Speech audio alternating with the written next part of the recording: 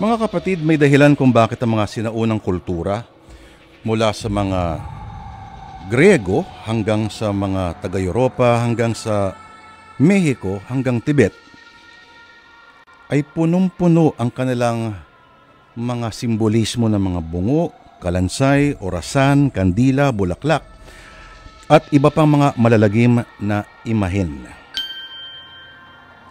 Pero hindi pananakot ang kanilang pakay kundi pagpapaalala. Pagpapaalala ng kasiguraduhan ng kamatayan. Na tayo ay hindi habang buhay sa mundong ito. Tayo ay dumadaan lamang. Sa Latin, ito ay memento mori. Na ang literal na kahulugan sa Ingles ay remember, you must die. Or remember, you will die. Lahat ng mga makamundong ligaya na ating tinatamasa ay panandalian lamang. At ang meditasyon sa ating katapusan, ayon sa mga Stoic philosophers, ang susi sa pamumuhay ng ganap sa kasalukuyan. Ang bawat araw ituring na parang kompleto. Gawin ang dapat gawin, walang dapat ipagpaliban. Pero maraming tao pa rin ang ayaw ito pag-usapan. At biglang kakatok pa sa kahoy para hindi raw dapuan ng malas. Para namang pag hindi mo pinansin, ito'y mawawala na lang na parang masamang hangin. At lalo pa tayong binibigyan ng huwad na pag-asa ng ating konsumeristang kultura. Na mga produktong pangkalusugan na tila nangangako ng buhay na walang hanggan. Itungkol sa isang lalaking ayaw tanggapin ang katotohanan. At sa kanyang panlilinlang sa sarili, ay may ayaw siyang bitawan. Literal, ayaw niyang bitawan. Home sweet home! Love, finally, nandito na tayo sa bahay natin. Oo nga eh. Ang ganda talaga dito. Maluwag dito sa sala. Perfect para sa magiging bisita natin. Tsaka tingnan mo yung kusina. Oh. Tingnan mo kahit maliit, cute naman, di ba? Oo nga. Excited na ako ayusin tong buong bahay at lagyan ng dekorasyon. Nako, ako man, excited na rin akong makita kung papaano mo to ayusin, love. Masaya akong gusto mo talaga to. Kahit hindi ito yung pinakamalaki sa mga pinagpipilian natin, di ba? Hindi ko naman gusto na masyadong malaking bahay.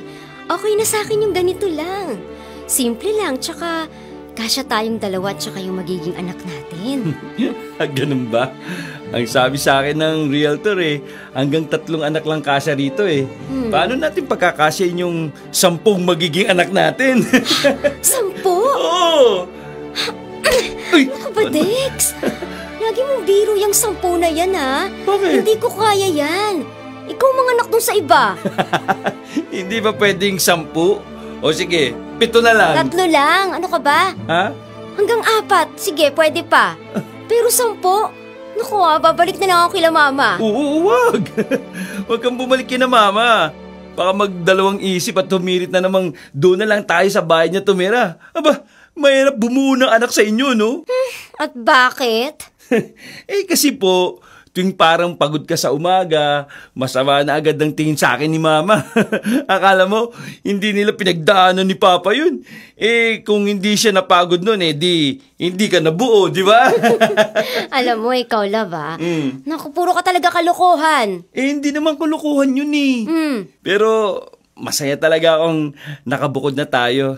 Ang tagal din natin sa inyo, no? Wala naman yun kina mama. Masaya naman siya nakasama niya tayo sa bahay, lalo na matagal nang nasa ibang bansa sina ate at kuya.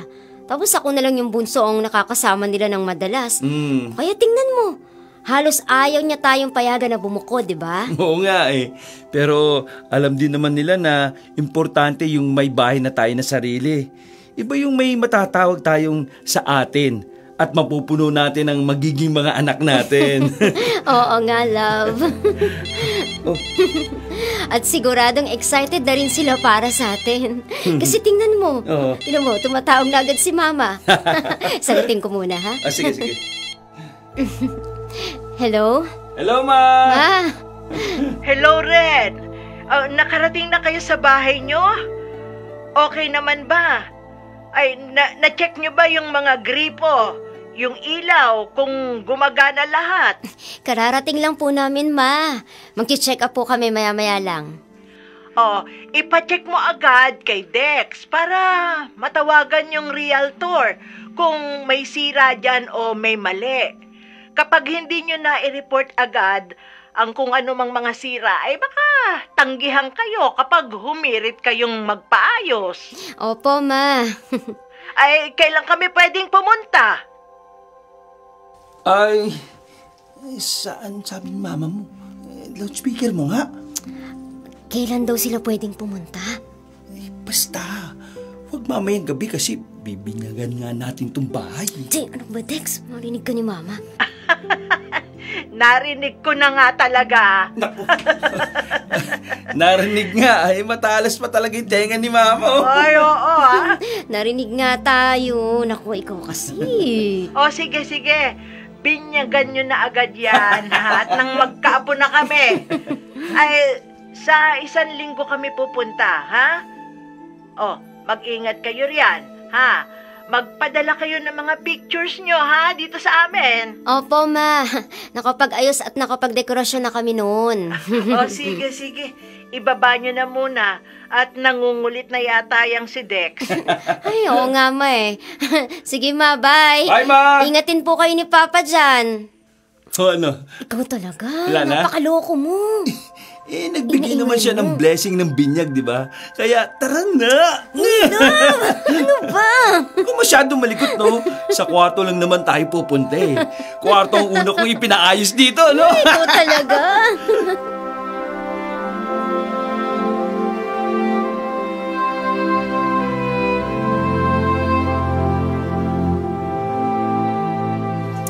Parating na yung ibang pagkain na in-order ko, ha? Pakiabangan na lang, love, ha? Kukunin ko lang sa kwarto yung painting na regalo ni Mama at Papa nung kasal natin. Kailangan nakadisplay yun dito sa sala bago sila dumating. Ay, alam mo na, baka magtampo sila kapag hindi yun nakadisplay. Okay, sige, love. Dahil mo namang niluto. May dagdag pa palang in-order. Dinamihan ko talaga. Inimbita ko rin kasi yung iba nating mga kapitbahay para kumain mamayang hapon. Ang bilis mong nakasundo yung mga kapitbahay natin, ha? Ang charming talaga ng asawa ko. Mababait din kasi sila. Ano ka ba? Sige, pupunta muna ako sa kwarto, ha? Sige, love. Kapagtabi kaya si Kath ng pagkain na pwedeng dalhin kina Mama? Nasaan na ba yung mga baunan para maihanda ko? Para kung di pa siya nakakapagbukod ng pagkain na ipapadala, handa na yung lalagyan. Uy! Ano yun? Love? Love? Ano yung parang nahulog? Kailangan ba ng tulong ko dyan sa kwarto? Love? Love? Anong nangyari? Love, gising! Bakit ka nakahiga dyan sa sahig? Love! Love, naririnig mo ba ako? Catherine! Gumising ka! Wala na sanang mas maligaya pa sa isang pamilyang unang masusulyapan ang kanilang tahanan. Sa ilalim ng bubungan, napapaligiran ng mga pader, mga bintana, mga pintuan, na tunay nilang matatawag na kanila, kanilang pag-aari. Sa ilalim nito ay magsisimula ang pagpaplano ng kanilang mga pangarap. Pero ika nga ng kasabihan, lahat ay may magandang plano hanggang makikialam na lang ang mapagbirong kapalaran. Ano kaya ang nangyari kay Kath? Bakit siya biglang nakita na lang na nakahandusay sa sahig. Love, Love, gising ka na. anong nangyari? Nasaan tayo? Nasa ospital tayo, love. Nahimatay ka sa kwarto eh. Sina Mama? Hindi ko na sila nahintay na dumating. Tinawagan ko na lang sila nang isugod kita rito sa ospital. Baka sumunod din sila maya-maya. Yung bahay naman, ibinilin ko muna kay Lola Sol, yung matandang kapitbahay natin. Ako nakakahiya naman. Nakaabala pa tayo sa kanilang lahat. Sorry, love, ha. Sa puyat na naman yata to kaya ganito. Hindi ko na binanggit sa'yo na nangihina ulit ako nitong mga nakaraan. Kasi alam ko, madadaan naman to sa tulog eh. Pwede ba umuwi na tayo? Ha? Nakakaya sa mga bisita natin. Sina Mama at saka Papa. Naku, mag-aalala na yun masyado. Love, hindi tayo pwedeng basta umuwi. Bakit ba hindi mo sinabi sa akin na nagpa-check up ka nung 1 buwan? Yun ba? Naku, wala naman kasi yun, love. Nagpa-check up lang ako kasi nag-aalala sina Mama. Ano raw bang sabi sa test, ha? Sigurado naman ang nakita nila. Yung mababa uli ang dugo ko, di ba? Hindi, love eh. Kailangan pa daw ng ibang test. Pero ang suspecha ng mga doktor dito, may cancer ka sa dugo. Cancer? Nagbibiro ka ba, love? Hindi. Hindi ako magbibiro tungkol sa kalusugan mo, Catherine. Hindi magandang resulta ng test mo eh. Hindi mo nakita agad dahil naging busy tayo sa paglipat at pag-aasikaso ng bahay. Kung alam ko lang na nagpa-check up ka, kahit ako mismo ang kumuha ng result eh. May cancer ako? Tex, anong gagawin natin? Isusundin natin yung sasabihin ng doktor, love. Huwag ka mag-alala. Aalagaan kita. Gagawin natin ang lahat para gumaling ka. Cancer. Cancer.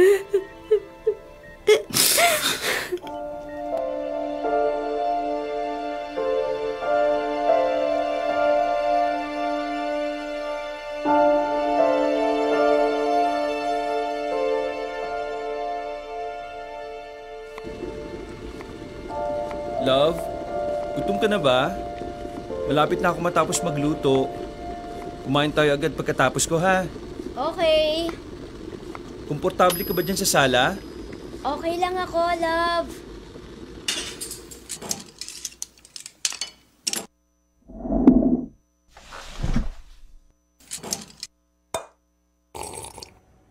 Oh, dahan-dahan lang sa paghigop ng sabaw, ha? Nilagang baka yan. Paborito mo. Kumain ka na, love. Masyado mo akong inaalala. Maayos pa naman ang mga kamay ko, ah. Kulang na lang, subuan mo ako. Pwede ba kitang subuan? Sabihin mo lang. Ready naman ako eh. Naglalambing ka yata eh. Kumain ka na. Sige na, please. Well, nakapag-leave na nga pala ako sa trabaho para sa chemotherapy mo. Huwag ka mag-alala, love. Kasama mo ko sa unang linggo mo sa chemo. Tama rin yun para makapagpahinga naman si Mama sa pagsama sa'yo. Hindi ka ba magkakaproblema niyan sa trabaho mo? Ha? Nakailang leave ka na mula nung magkasakit ako. Huwag mong isipin yun. Marami naman akong naipong leave eh. At isa pa, hindi nila ako mapipigilan na samahan ka, no? Sorry, love, ah. Tingnan mo, nangangayayat ka na sa kakaalaga mo sa akin. Tingnan mo nga yung mga mata mo. Puro eye bags na rin. Ngayon ka lang nagka-eye bags ng ganyan. Kahit nung nagtisis ka ng college, hindi ka naman nagkaganyan. Bakit? Hindi na ba ako gwapo kung may eye bags na ako? Siyempre, gwapo ko pa rin. Pero Dex... Wala akong hindi gagawin para sa'yo, love. Alam mo yan. Sorry kung hindi tumalab yung mga gamot na pinainom sa akin. Ang laki na nang nagagastos natin sa gamutan ko, love. Tapos, sa chemo pa rin pala ako matutuloy. Love, walang problema sa paggastos. Mas mahalaga sa akin na komportable ka. Na maging okay ka. O, sige na. Kumain ka na. Sige na. Kailangan malakas ka. O ano, masarap ba yung niluto ko? Oo, naku, masarap. O, sige, kain lang ng kain, love, ha? Magpagaling ka pa.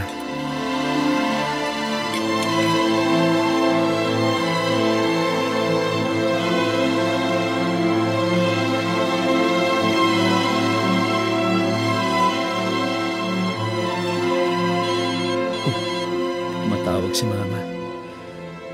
Hello, Ma? Hello, Dex. Kumusta si Catherine? Natutulog na po, Ma. Sandali lang po, ha. Lalabas muna ako sa kwarto para makapagsalita ng maayos. Ayokong may istorbo si Kat, eh. O, sige. Oh, Ma. Nandito pa po ako. Well, ayun po. Katutulog-tulog pa lang ni Kat. Nakakakain ba siya ng maayos kanina? Opo, Ma. Ay, mabuti naman. Ang sabi niya kasi nung nakaraan, wala siyang panlasa. Ha? Walang panlasa? Pero sabi niya kanina, masarap yung luto ko. Ayaw siguro ako mag-alala. Ma, kumain naman ho ng marami kahit na wala siyang panlasa. Bantayan mo rin yung nosebleed niya, ha? May nosebleed siya nung nakaraan. Opo, Ma. Pupunta uli ako dyan bukas. Magdadala ako ng mga paborito niya. At matulog ka na rin ng maayos ngayong gabi. Nagsusumbong yan sa akin na pinababayaan mo raw ang sarili mo. Mahihirapan siya lalo kung nakikita niyang nagpapabaya ka sa sarili mo, Dex. Opo, Ma. Magpapagwapo na uli ako. Ay, ipinapanalangin kong gumaling na si Catherine. Kaya magpakatatag kayo, anak, ha? Malalampasan niyo rin ito. Malalampasan natin ito, Ma. Gagaling si Catherine at tatanda kaming magkasama. Magkakaanak pa kami. Magkakaapo pa kayo. Tama yung nasa isip mo. O siya, ibaba mo na. Nangumusta lang naman ako bago matulog. Sige, Ma. Salamat po. Good night, oh. O, good night.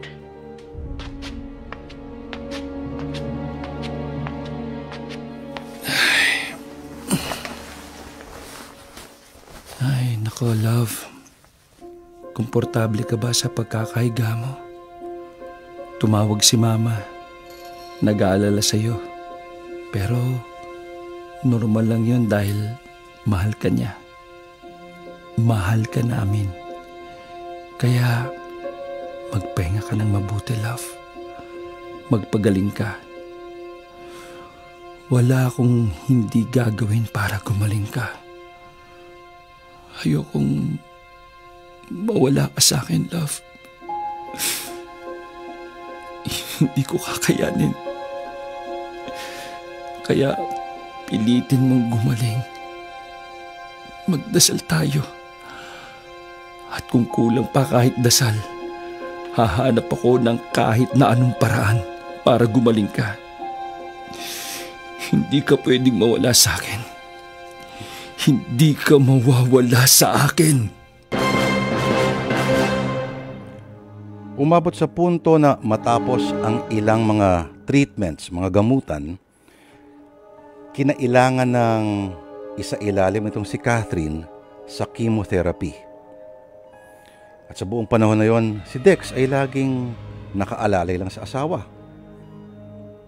Si Dex kasamang mga magulang ni Catherine ay bukod sa pabalik-balik sa ospital, pabalik-balik din at tuloy at masigasig ang pamamanata sa mga simbahan, sa mga santo. Kay Saint Peregrine, ang santong patron ng mga cancer patients. Pero tila hindi pinakikinggan ang kanilang mga panalangin. Lumipas ang maraming araw, linggo at buwan. Imbis na gumaling, parang lalo pang lumalala ang kondisyon ni Catherine. Ang kanyang magandang buhok, natural na lagas dahil sa chemotherapy. Natural, lagi itong pagod at mas pinipiling matulog na lang. Madalas nawawala ng gana kumain at bukod sa walang panlasa, unti-unting nasasaksihan nito ni Dexter, ang kanyang asawa, kung paanong parang bulaklak na nalalanta araw-araw ang kanyang asawa. Sa kanilang desperasyon, lumipat sila sa ibang ospital na may mas advanced na mga pasilidad. At nang walang improvement na makita doon, sumubok na rin sila maghanap ng pagamutan sa ibang bansa at mga alternatibong mga treatments. Pero may pag-asa pa bang gumaling talaga itong si Catherine, o nakatadhana ba talaga ang kaniyang kapalaran? At kung oo, paano ba ito haharapin at tatanggapin ni Dexter? Love? Love, nandito na ako. Love, sorry natagalan ako makauwi. Mahaba yung meeting namin kanina at... Love? Love? Ma! Ma! Nasaan kayo? Catherine, gumising ka. Love, magmulat ka. Parang awa mo na. Magmulat ka, love. Sa ospital, kailangan ko tumawag ng ambulansya. Sandali, tatawag ako ng ambulansya. Love, gising ka na ba talaga? Love, ano ba nangyari? Bakit wala kang malay? Nasa ba si Mama? Bakit wala rito si Mama? Nag-aalala ka na naman masyado. Pinauwi ko muna si Mama kasi pagod na pagod siya kanina. Iniwan niya akong natutulog sa kwarto. Pero nagising ako kasi wala ka sa tabi ko. Kaya dito na ako naghintay sa sala. Love, bakit lumabas ka pa ng kwarto? Pwede ka naman doon naghintay Mapupuntahan naman kita kagad Gusto kong ipag-init ka ng pagkain Pagtawag mo kanina sa phone, nag-init na ako ng pagkain, love, para makakain ka. Wala na akong nagagawa para sa'yo. Lagi kita na pag-aalala. Hindi kita naalagaan. Tingnan mo. Payat-payat mo na. Kahit mag-ahit, hindi mo na magawa. I'm sorry, love. Love naman. Huwag yun ang isipin mo. Di ba, sinumpa natin sa altar na ano man ang mangyari, magkasama tayo. Hindi to panahon para alagaan mo ko, love. May sakit ka Kapag magaling ka na, pwede mo akong alagaan lagi. Pero, magpagaling ka muna, please. Kailangan mong gumaling. Sa anumang paraan. Kahit ibenta ko ang kaluluwa ko sa dyablo, para sa'yo, gagawin ko. Dahil mahal na mahal kita Dahil hindi ko kaya na mawala ka, love. Ikaw talaga, love. Bakit ganyan ka ba magsalita? Ako ang hindi gumagaling, love. Kaya sorry na. Love, may masakit ba sa'yo? Ha? Hinihingal ka ba? Pumunta tayo sa ospital. Tatawag lang ako ng ambulansya, sandali. Ayoko, love. Please. Okay lang ako. Huwag ka na pumunta sa ospital. Huwag na tayo pumunta. Love naman. Dito na lang tayo, please. Mas gusto ko rito sa bahay kasama mo. Mas komportable ako rito. Sige, love. Sige. Okay na. Sige, dito na lang tayo. Okay lang. Maniwala ka. Ang mabuti pa, maganda ka na lang ng pagkain. Sige na, please. Hihiga na lang ulit ako rito. Hintayin kita, ha? Tapos, kakain na tayo, okay? Okay ka lang talaga, ha? Oo. Dito lang tayo sa bahay. Sige. Gusto kong magkasama lang tayo. Sige, love. Ihanda ko lang yung lamesa.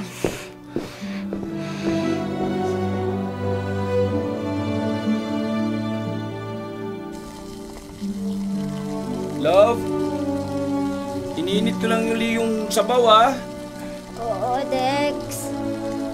Naglalagay lang ako ng plato, ha? Anong gusto mong inumin? Maligamgam o yung herbal mo? Yung maligam-gam na tubig na lang muna, love. Sige, love. Maglalagay lang ako ng inumin mo sa baso. Huwag ka matutulog, ha? Hindi. Love, matatapos na ako maganda. Huwag ka matutulog, ha? Oo, hindi. Mahal kita, love. I love you too.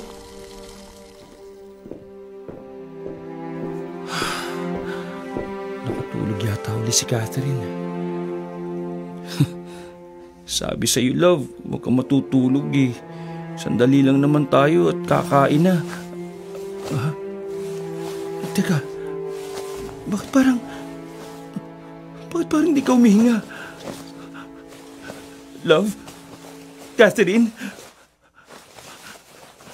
Binibiro mo ba ako, love? Bakit hindi ka umihinga? Catherine!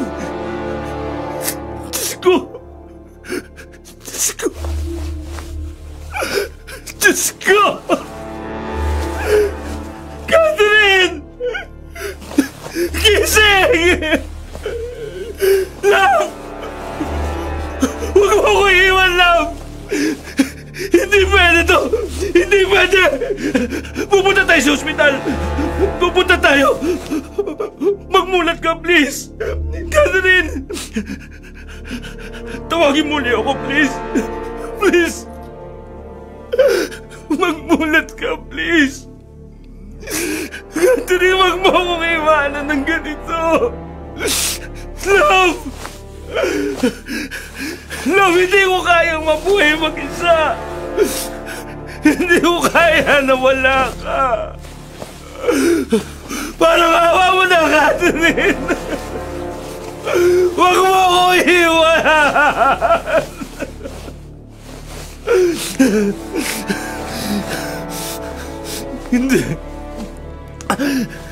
Hindi ako dapat tumawag sa ospital. Tama. Ayaw mo kong iwan, di ba, love? Tama. Hindi mo ko iwan. Magsasama tayo habang buhay. Di ba? Hindi ka alis dito. Ayaw mo sa ospital. Di ba? Gusto mo dito ka lang sa bahay. Tama. Okay na ang pagkain, love. Kumain na tayo. Ubuhatin kita, ha?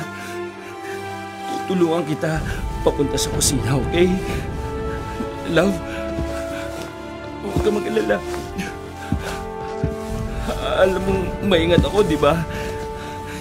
Hindi kita pababayaang masaktan. Oh, huwag ka masyadong malikot para hindi kita mabitiwan. Okay, love. Sandali lang ha. Iupo lang kita sa mesa para makakain na tayo. Yan. Yan, upo ka na. Gusto mo subukan kita, love? Oo, love. Sumagot ka! Sumagot ka, narinig kita. Sabi na nga ba eh, binibiro mo lang ako kanina eh. Ano, subukan kita? Say hindi mo may buka yung bibig mo? Saka wala kang panlasa? O sige, sama mo na lang akong kumain, sandali lang to. Tapos matutulog na tayo. Kasi baka antok na antok ka na eh. Sandali lang to, love. Hindi ka maghihintay na matagal, promise. Samahan mo lang ako sandali.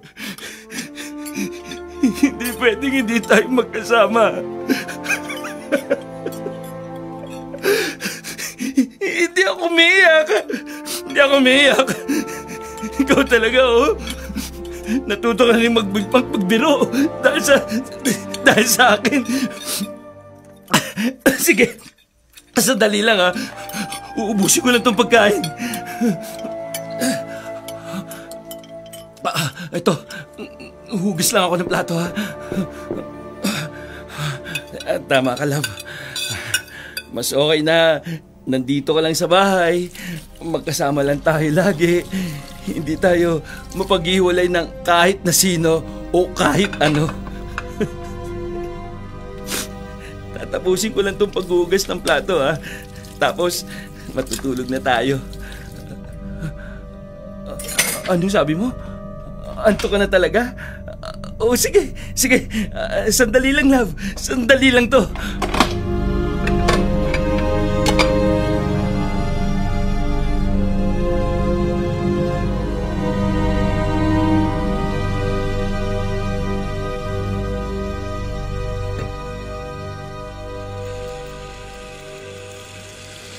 Okay, love.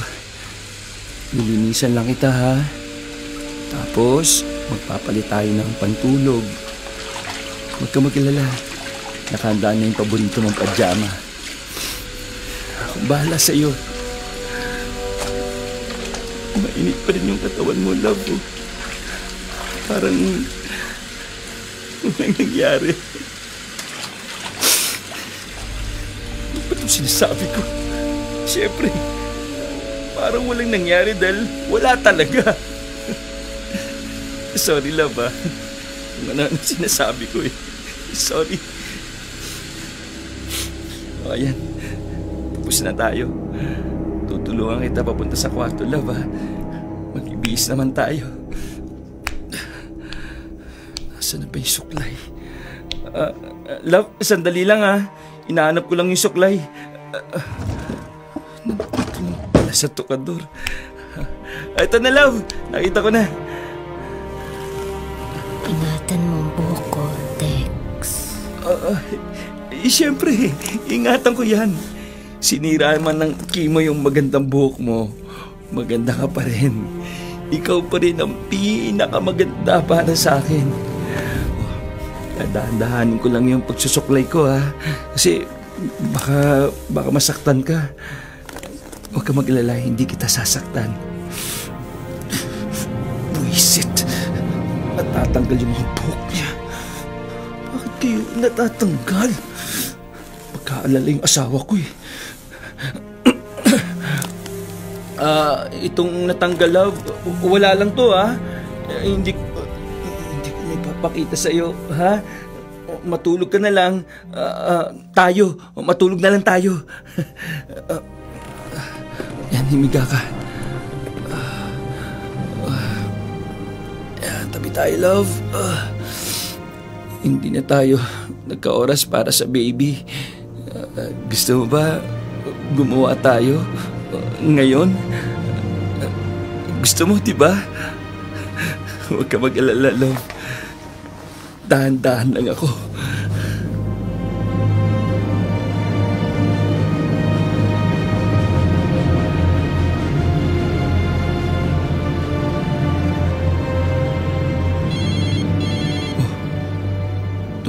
Tumatawag si Mama. Love, komportable ka ba sa pagkakahiga mo? Okay lang naman sa'yo na sagutin ko lang tong phone, di ba?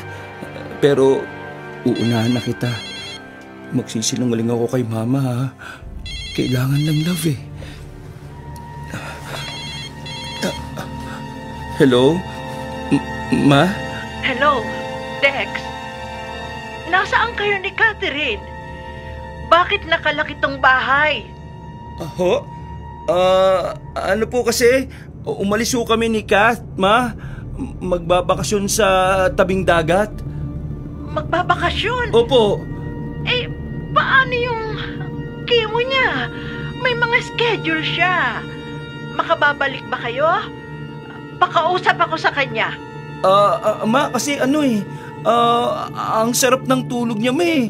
Naku, sorry po, ako na po ang bahala sa kimo niya, Ma. Huwag niyo na pong alalahanin yun. Paano hindi ko aalalahanin yon? Eh kung bigla kayong umalis sa gitna ng gamutan niya. May nangyari ba, Dex? Bakit iba ang pakiramdam ko? Kumusta na ba si Catherine? Natutulog na ho.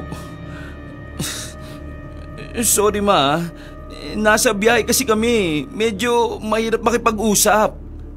Saan kayo nakasakay? Wala akong naririnig na ingay ng sasakyan. Ma, mahirap ang signal. Ibababa ko na ho, ha.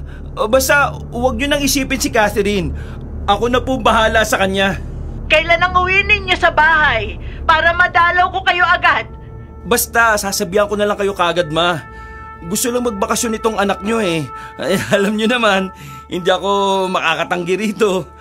Mag-iingat kayo, Dex, ha? Balitaan niyo ako. Opo, Ma. Sige po. Bye. Oh, love, narinig mo yun, ha? Nag-aalala si Mama. Kaya mas mabuting hindi niya alam na nandito lang tayo sa bahay at magkasama. Paano na lang pag nakita ka nilang namumutla gaya ngayon? Sorry, love, talaga, ha? Hindi na kita mapapaarawan. Baka magtaka yung mga kapitbahay kapag nakita tayo, eh. At saka, huwag ka mag-alala sa trabaho. Tatawag ako mamaya para mag-leave uli. Sasabihin kong nasa trip tayo. Sana pala nung pa natin ginawa to, no? Para nagkasama tayo na matagal. So love, manood na lang tayo ngayon at kumain ng masarap. Magluluto ako. Dito ka lang sa kwarto, ha? I love you. Mahal na mahal kita. Nakakakilig! Hindi magawang tanggapin ni Dexter na wala na ang kanyang katuwang sa buhay. At dahil dito ay hindi kinaya ng kanyang bait at may bumigay.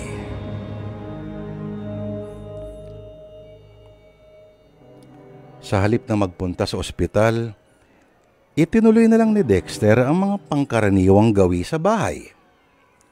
Sinasama ang asawa sa kusina para kumain, nililinisan ang katawan, at tinatabi pa sa kama pagtulog. Para kay Dexter, ang trato niya, buhay pa rin si Catherine. Life goes on. Dahil para sa kanya si Catherine ay naririnig niya. Nakikipagbiruan pa sa kanya at sumasagot sa mga sinasabi niya. Ito kaya ay, siyempre, guni-guni lamang o baka may kakaibang espiritual na komunikasyon ang dalawang ito na magkadugtong ang bituka all their lives. Wala namang kamalay-malay ang mga magulang ni Catherine na patay na pala ang anak nila. Kahit kinutuban ng konti ang nanay ni Catherine kausap sa telepono. Kahit kinutuban ito na parang may hindi tama sa sitwasyon ninyo. Dahil sa malaking tiwala nito kay Dexter, wala sa hinagap ng nanay na naggaganap ang ganong klasing sitwasyon sa bangkay ni Catherine. Kailan kaya matutuklasan ng mga magulang ni Catherine ang katotohanan? At kailan kaya matatanggap ni Dexter lalong-lalo na wala na ang asawa niya? Kahit ilang buwan na nakipagbunong braso sa sakit na kanser ang asawa, ay talagang hindi napaghandaan ni Dexter ang pagkawala ni Catherine, ang babaeng naging katuwang niya sa buhay mula pa sa kabataan. At dahil sa katotohanan na hindi matanggap, ay nagkalamat ang katinuan ni Dexter. Hindi siya ba handang ilagak ang asawa sa ataol? Hindi siya handang magburol?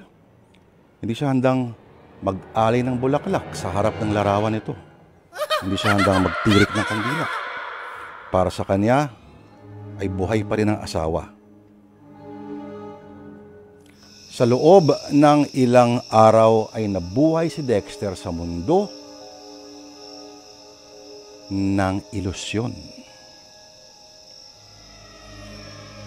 At itinago niya ang balita ng pagkamatay ng asawa sa mundo mula sa lahat. Ang paalam niya sa trabaho ay nasa isang biyahe daw siya kasama ang asawa. Ang sabi naman niya sa mga magulang ni Catherine, siya raw ang nagdadala sa asawa sa chemotherapy at babalitaan na lang daw niya ito every now and then. Kahit ng katotohanan ay nasa bahay lang nila ang bangkay ni Catherine. Ang bangkay na ayaw iwanan ni Dexter. Literal, laging nasa tabi ang asawa. Yun nga lang, may ilang problema na kalaunan ay kailangan solusyonan ni Dexter. Kailangan niya nang bumalik sa trabaho. May isa pa. May biglang tumatakas na masangsang na amoy ng katotohanan. Hindi kaya ito naamoy ni Dexter. Pero paano ngayon pag naamoy ng mga kapitbahay? Abay, patay tayo dyan, Dexter! Ay, naku, buwisit. Bakit kailangan ko pang umalis ng bahay? Report! Parang walang mga utak yung mga katrabaho ko eh. Wala lang ako ng matagal-tagal. Hahanapin na sa akin yung mga kailangan nila. Mga walang utak. Sorry love pupunta lang ako sa opisina pero babalik din kagad ako. Dexter! Lola? Bakit to? Ay, nakabalik na pala kayo galing sa biyahe niyo. Oo. Kailan kayo nakabalik? Hindi kasi namin namalayan. Ang tagal ko nang hindi nakikita si Catherine. Hindi pa uli siya lumalabas para mapaarawan. Marami namang hong araw sa kung saan kami galing. Sigurado sa tabing dagat kayo galing, di ba? Oo.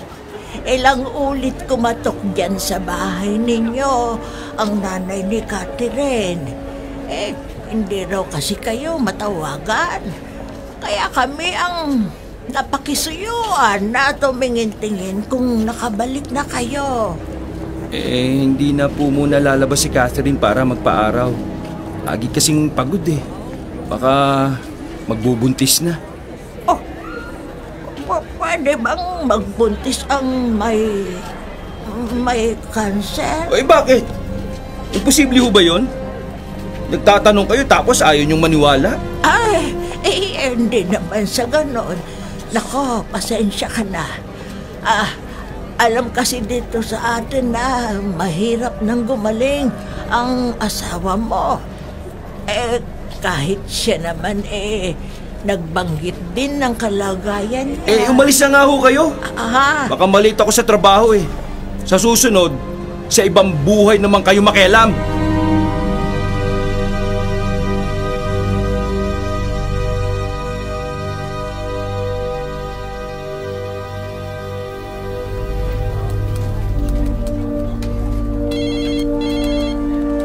Ay nako, matawag na naman si Mama. Bakit pang kulit nila? Bakit hindi sila makapaghintay kung kailan ako magbabalita? Masyadong mga pakialamero. Hello? Dex, anak. Nakauwi na raw kayo. Anak, nasaan si Catherine? Ho? Nasa ospital ho. Iniwan mong mag-isa roon? Bakit hindi mo pinasamahan sa akin kung nasa ospital pala? Ayaw ho kayong mag-alala ng anak ninyo eh. Dex, magsabi ka ng totoo. Nasa ospital ba talaga si Catherine? Kasi kilala kita. Hindi mo siya pababayaang mag-isa kung totoong nandoon si Catherine. Kung hindi ka pwedeng sumama, ako mismo, di ba? Sasabihan mo ko para samahan siya. Ayaw nga ho ni Catherine, Ma. Ayaw niya magpasama sa inyo ngayon. Sige. Kung ganun talaga, ha? Pero, kailan ako pwedeng dumalaw uli sa bahay ninyo? Sasabihan ko na lang kayo, Ma. Nasa trabaho ko ngayon. Susunduin mo ba si Catherine sa ospital? Pwede kong sumamang sumundo sa kanya ron, ha? Hindi na ho. Ako na lang ho, Ma. Kailangan ko ng ibaba, ha? Kasi nasa trabaho po ako. Dex, sandali lang. Bye na ho. Kailangan ko nang makauwi. Baka makaisip uling pumunta sa bahay sina Mama at si Catherine. Baka nasisikipan na siya sa cabinet.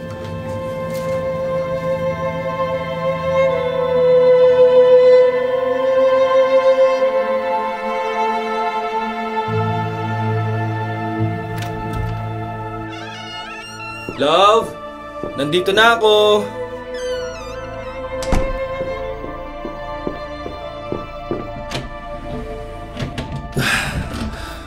Oh, love. Ano ba yan? Puro dumi na kagad tong suot mong damit. Pero huwag ka mag-alala. Alam ko namang hindi mo kasalanan. Itong balat mo kasi nagtutubig. Love, galit ka ba? Sorry kung kailangan kitang itago rito sa cabinet. Oo, alam kong maliit at masikip dito. Kaso, yung buntis kasing kapitbahay natin, ang lakas ng pang-amoy. Nagre-reklamo nung nakaraan sa barangay na may mabaho raw dito. Naalala mo yung may tumawag sa akin na galing sa barangay? Reklamo yun. Kaya, love, sinabi ko lang sa kanila na nasa trip tayo at aasikasuhin ko yung mga babaho dito sa bahay. Pagbalik natin. Love, hindi ko sinabing mabaho ka, ha? Pero kahit anong paligo ko sa'yo, may naamoy kasi ang mga kapitbahay natin eh. Mga siraulo yun. Akala mo naman, mababang sila. Ayaw mo rin ang amoy mo? Ano ka ba? Walang problema sa akin yan. Kayang-kaya pa rin kitang yakapin, no? Yan, oh. Sobrang lambot mo na uli. Love? Parang nalulusaw ka na sa lambot. Mabuti pa, maligo ulit tayo ha. Magpalit na lang ulit tayo ng damit.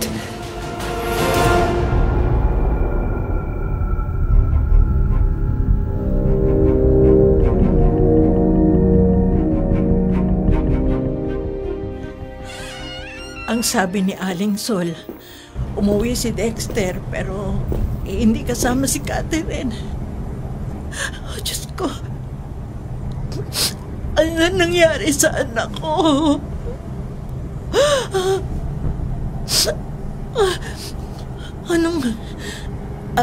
Anong amoy yun?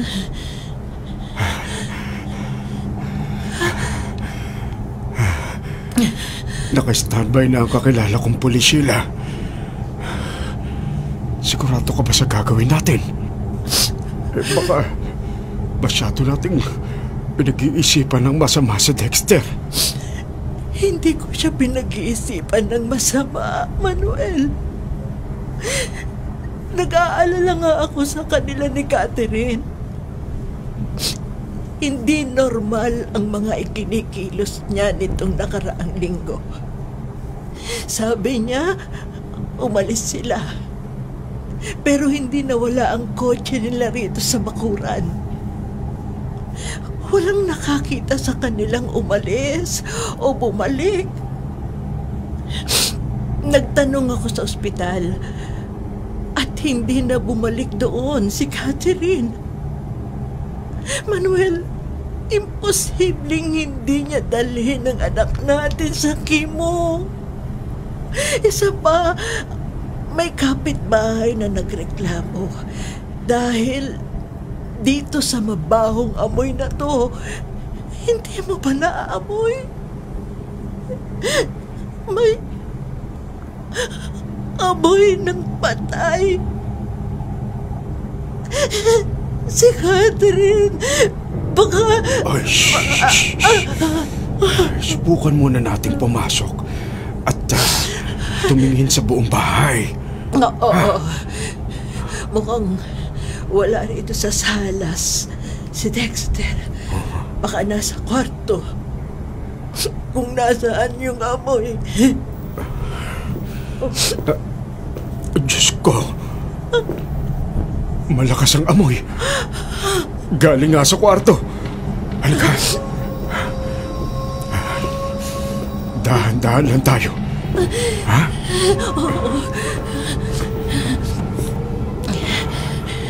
Manuel, nasa banyo yata si Dexter.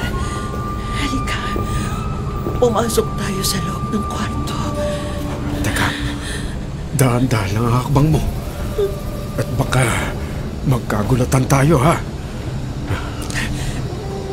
Naaamoy mo ba yun? Masangsang sa malaking cabinet nila. Bubuksan ko, ha?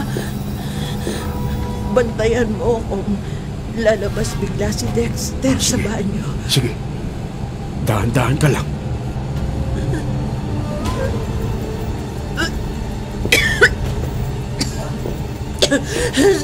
Diyos ko, napangapaw. Ang mga damit, may mancha ng... kung anong basa o maitim. Bato, madilaw din, o. Tingnan mo. At ang buhok na may laman ng tao, Manuel.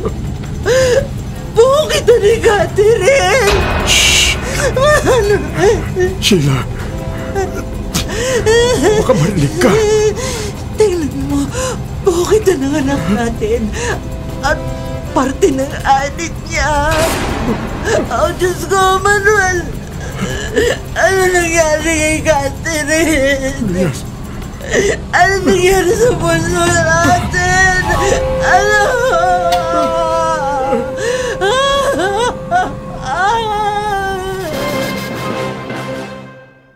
Sa lampas bang 1 linggo ba naman na tinatago ni Dexter si Catherine, imposibleng wala nang maamoy na alingasaw ang mga kapitbahay. At sa pagkakataon ito, ang mga magulang ay hindi na nakapagpigil at pinasok na ng palihim ang bahay ng mag-asawa. At doon ay natuklasan nila ang nakasusukang katotohanan. Ang lihim na tinatago sa loob ng aparador. Bakit? Ayaw ba nila ng anak nila ngayon ay isa ng kasapi ng cabinet? Nakaw, ano pa kayang gagawin ni Dexter? Ano ang gagawin ng mga magulang, mga kapatid? At ano ang mangyayari sa bangkay ni Catherine? Ayan, love. Tapos na tayo maligo. Babalutin kita sa tuwalya, ha? Masyado kasing malambot eh. Baka magkahiwa-hiwalay ka, love. Natatakot ako eh. Baka kahit anong ingat ko, magkamali ako. Sandali lang, ha? Bubuhatin kita.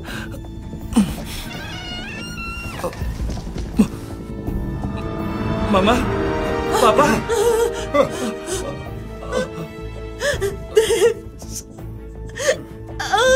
God! Anak! Si God ba yan dala mo, Dex? Ma? Catherine, bunso ko! Dex, anong ginawa mo kay Catherine? Bakit ganyan ang itsura niya?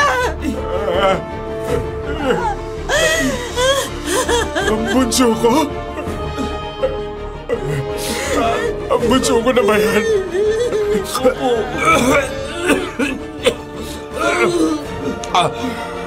Anong ginawa mo?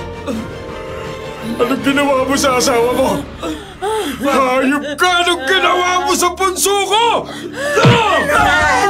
Manuel, mabunos dili ka. Pigilan mo sarili mo. Parang hawa mo na. Baka mabitiwan ko si Catherine! Huwag pa! Kapag nabitiwan ko siya, baka magkahiwa-hiwalay siya! Baka masaktan si Catherine pa! Dexter! Anong ginawa mo sa asawa mo? Bakit hindi mo sinabi sa amin na wala na siya? Kasi nandito pa siya, ma! Hindi siya nawawala! Ibigay mo sa amin si Catherine, Dexter! Hindi pwede, ma! Dito lang ang asawa ko! Dito lang sa akin ang asawa ko! Ibigay mo siya, Dexter! Tingnan nyo, ha! Hindi nyo nga kayang hindi pasok ang sa amoy niyo eh! Paano nyo siya kukunin, ha? Ma! Masaya kami rito! Na kami lang! Hindi nyo kailangan makialam! Hayop ka! Sa halip na bigyan mo ng marangal at maayos na burol at lipig ang asawa mo, pinabayaan mo siya ganito! Naaglas! Anong balak mo? Ikulong siya rito hanggang maging kalansay! Ikulong siya rito hanggang mamatay na rin ako! Gusto kong mamatay na rin ako! Dahil hindi ko kaya! Hindi ko kaya na wala siya!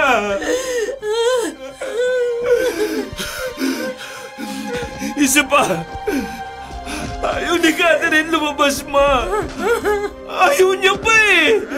Pa, ayaw niya! Siya yung nagsabi na huwag ko siyang dalhin sa ospital. Siya yung nagsabi na ayaw niyang umalis dito sa bahay. Gusto niya magkasama lang kami. Kaya nandito lang kami. Love, di ba love? Ayaw mo, di ba? Sabihin mo naman sa kanila, na ayaw mo. Iparinig mo sa kanila ang boses mo. Sige na, love. Diyos ko, Dex.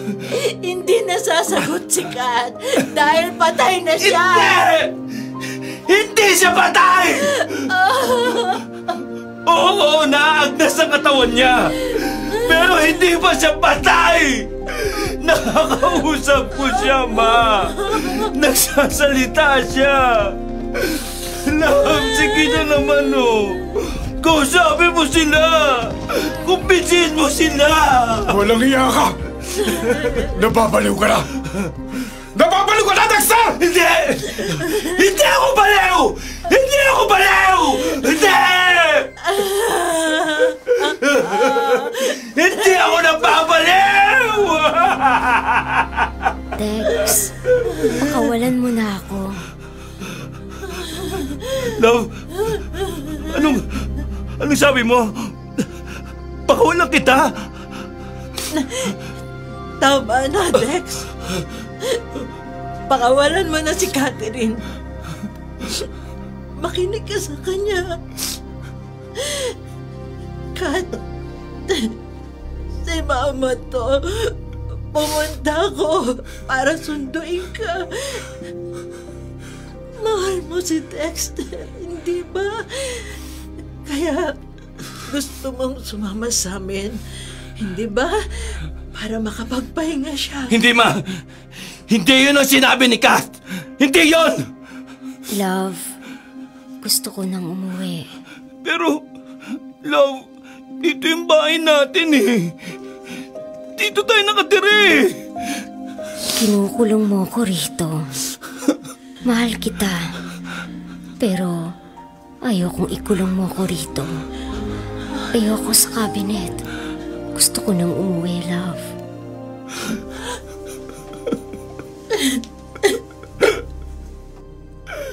Bakit mo ko gustong iwan, Catherine?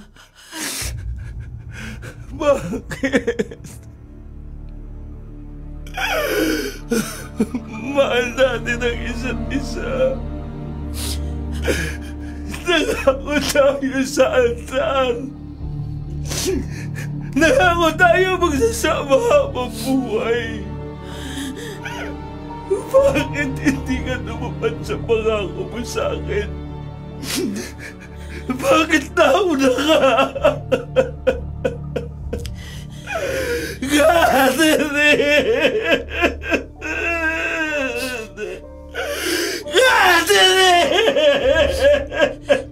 Manuel, nabitiwan na niya si Catherine. Kunin mo na yung anak natin. Malapit na ang mga polis. Hintayin na natin sila. Baka delikado yun si Dexter. Catherine, mahal na mahal kita, love. Hindi ko kayang maiwan mag-isa. Mas mabuti pang mamatay na lang ako kaysa ganito. Catherine, huwag mo ako iwan! Huwag ako umuwi! Team! Isikure ang bangkay! Hulihin yung lalaki! Teka, sino kayo? Bakit niyo ako pinupusasan? Bakit niyo kinukuha si Catherine ko? Tama ka sa amin na maayos! Ma! Ma, kinukuha nila si Catherine, oh!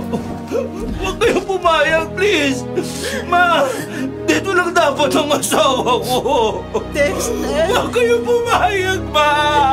Sumama ka! Sumama ka muna! Kami ang bahala kay Catherine!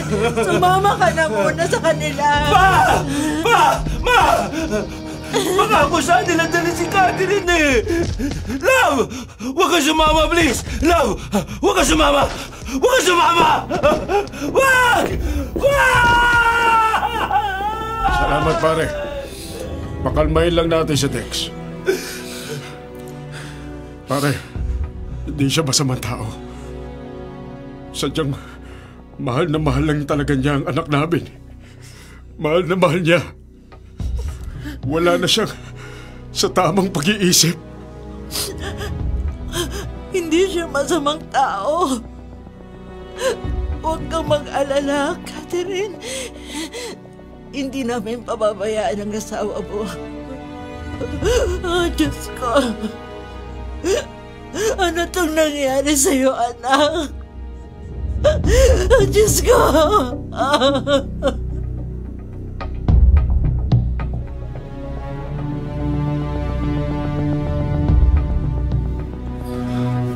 Kamusta, Dex? Uuwi rin ako, Catherine. Oh, love. Sandali lang ako dito. Hintay mo lang ako, love.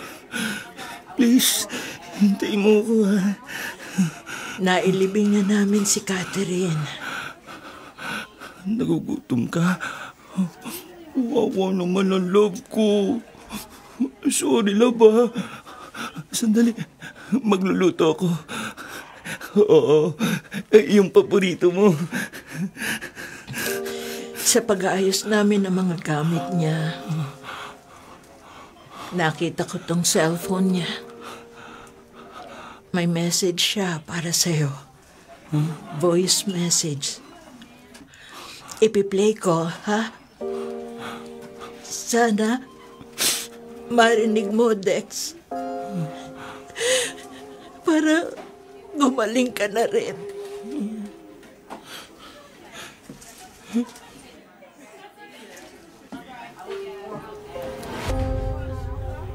Love, pakiramdam ko, hindi na ako magtatagal. Sorry. Alam kong ginagawa mo lahat. Nakita kitang pumayat, nagka-eye bags, napagod, dahil sa pag-aalaga sa akin. Nagtatrabaho ka habang dinadala ko sa chemotherapist ko. Nagre-research ng mga ospital kung saan ako pwedeng ilipat. Bantayan ako sa gabi kapag dumadaing ako at masama ang pakiramdam.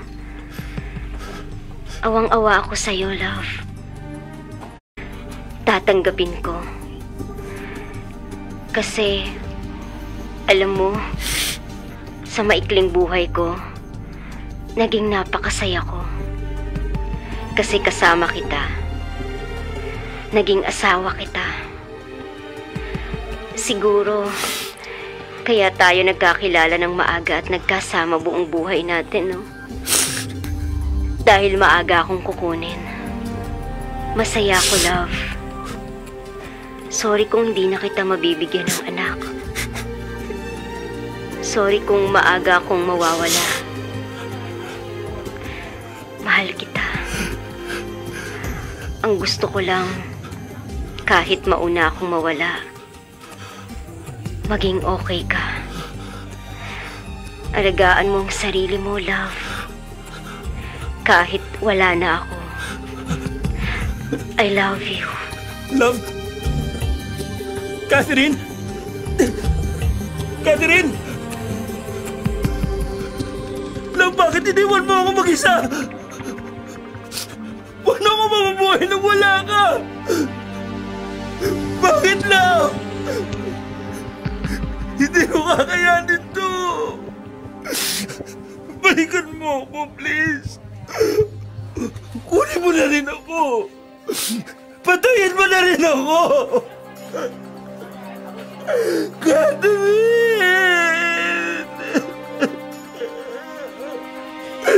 Iiwan ko rito ang cellphone ni Catherine, Dexter. Para maririnig mo siya kahit kailan mo gusto. At para makikita mo mga pictures niya. Ibibilin ko sa nagbabantay sa'yo. Huwag kang mag-alala. Hindi kita pababayaan, anak. Hanggang sa gumaling ka. Hanggang sa handa ka ng dalawin ang puntod ni Catherine. Nandito ako.